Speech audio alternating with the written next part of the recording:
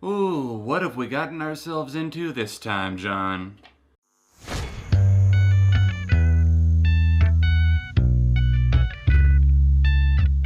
Hey neighbor, welcome back to ARTV. My name is John, and it's time for a review of the 5th studio album and the first pop-punk album by Machine Gun Kelly, Tickets to My Downfall.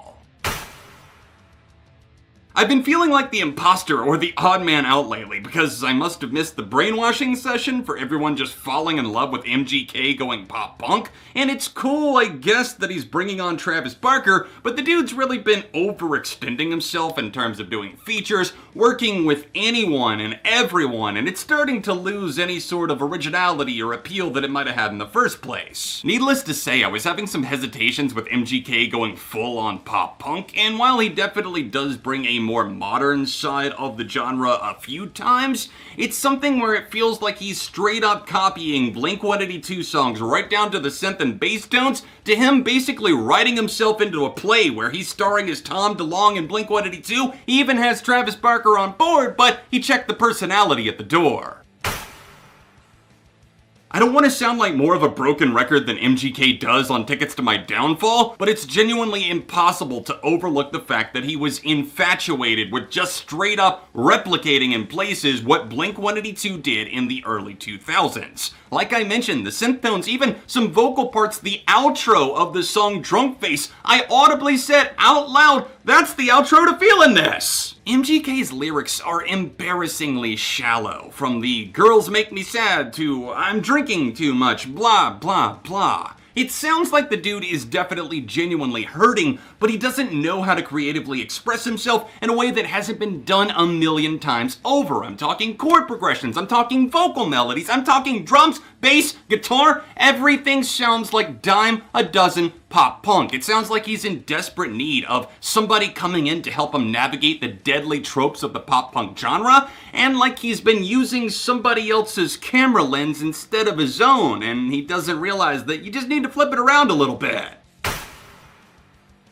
If you're coming into this record with low expectations for the lyrics and maybe you just want to have fun to the music, then I could see this being a very nostalgic trip for you, something that just reminds you of a better time, and God knows, in 2020, I don't want to cut down anybody who could use that, because we really all could. But here's my issue with it. I've heard it all before, and I also feel that MGK is kind of positioning himself as the savior of pop-punk, somebody who's gonna bring it back for the new generation, but instead of actually injecting new life into it, he's just kind of pulling up and puking out the past. You may enjoy this record for its sheer infectiousness at first, but once you start to peel back some of the layers and dive a bit deeper, that's when you start to hear the haunting echoes of greater songs that came decades before them. MGK clearly has 2 feet in the quicksand of the past, and if I could make an analogy here, something that Chris Stuckman, a film reviewer that I watch religiously, brought up, it's kind of like Predators that released in 2010, a sequel to the original 80s film. They reuse some of the lines, a lot of the shots feel very eerily similar, and MGK is essentially Predators to Blink-182. If I could allow myself to be straight up savage for just one moment, Coulson's voice does not sound good over pop-punk music. In fact, he's a bad singer. It does not come across very striking at all. But the asterisk here is that if you pick up the tempo, or maybe there's a bit more energy, and it sounds like it fits the rawness of his voice, that it can sound decent, it can be very fun and engaging. But the problem is that there's not enough upbeat songs, at least not with strong enough lyrics, to kind of merit sitting through the entire marathon. It's a little sprint here and there, but for the most part, he gets stuck in these valleys and these ruts vocally, where he's just going sing-songy, up, down, using the exact same melody, dime a dozen, I just want to bury it. But hey, when the energy is smashing and he's coming straight for your throat, it doesn't sound bad. I can get on board with those tunes. But the problem is that he often tries to force this hybrid of maybe trappy drums or a more modern sounding guest that doesn't fit the vibe, like Halsey or Ian Dior, or even the trippy red feature that just feels incredibly wonky and tasteless and out of place. He tries to use simplicity as his friend, but instead it kind of turns the knife back around on him and sticks it in very deep, and it makes this album painful to sit through.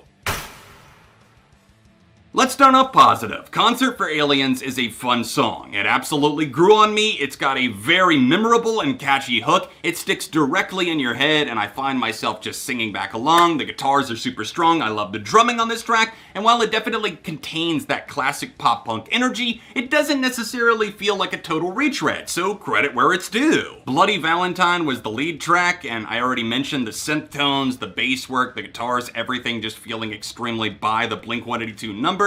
And then my ex's best friend with Black Bear, I had some higher expectations for that tune because I don't like Black Bear, but he was featured on All Time Low's Monsters, proving that he could do a pop punk feature and kinda crush it. But this, it just feels like it's trying a little bit too desperately to be the outlier on the album, and it's extremely short, and it's over in the blink of the eye, and it's just very forgettable. From there, we just kind of go into unpredictable freefall mode, with All I Know featuring Trippie Redd being the worst song on the record by a long shot. It is so try-hard and so ridiculously dumb. The hook just beats it into you, it won't stop, and then Trippie Redd, he sounds like he could barely be bothered to show up for the verse. It stands out in a gloriously bad way, but there's also the extremely forgettable tunes surrounding it, from Jawbreaker to the first Interlude, which is just like a minute of him talking to his friend while he's on shrooms. You're gonna skip over that every single time. Side note though, the second Interlude is kinda low-key a sizzling banger. I mean, it gets better and better as it goes on. He's talking to his current girlfriend Megan Fox, and it turns into this kind of emo, trap, pop punk banger that I would have liked to have seen more of.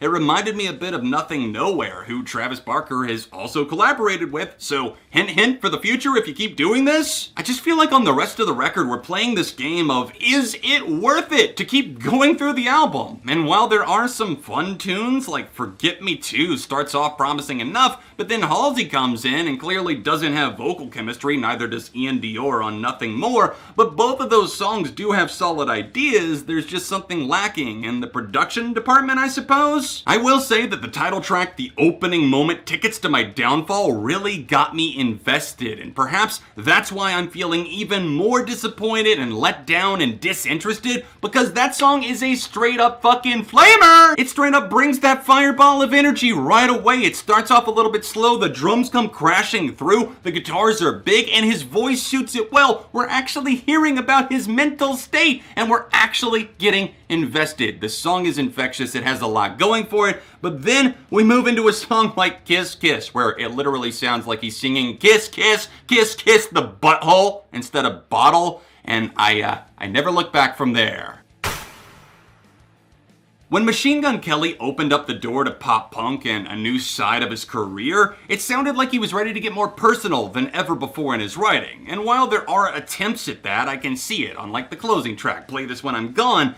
I don't feel like it's personally tethered to him. It doesn't feel like only MGK could have made this. It feels like it really could have been anyone's. And that's unfortunately an underlying issue that never goes away on Tickets to My Downfall. While there are standout tracks from the title song to obviously others like Nothing More and Concerts for Aliens, I just feel that this album has this one problem where it's focused on Blink-182 worship and trying to bring back some sort of nostalgia, and it doesn't actually remember to bring any sort of personality or fresh spirit to the genre at all. Overall, for Tickets to My Downfall, the fifth album from MGK, I'm giving this a 2 out of 5. I want to know your thoughts on this record. Let me know in the comment section down below. Do you like MGK going pop punk, or were you more into his rap stuff, or you just don't fuck with him at all? Any and all thoughts are welcome down below. It's all just my opinion. Drop a like on the review while you're here. And if you want to see my thoughts on Hotel Diablo, his last album, tap here. Other review right over here. Socials in the description. And I'll see you soon for more on ARTV.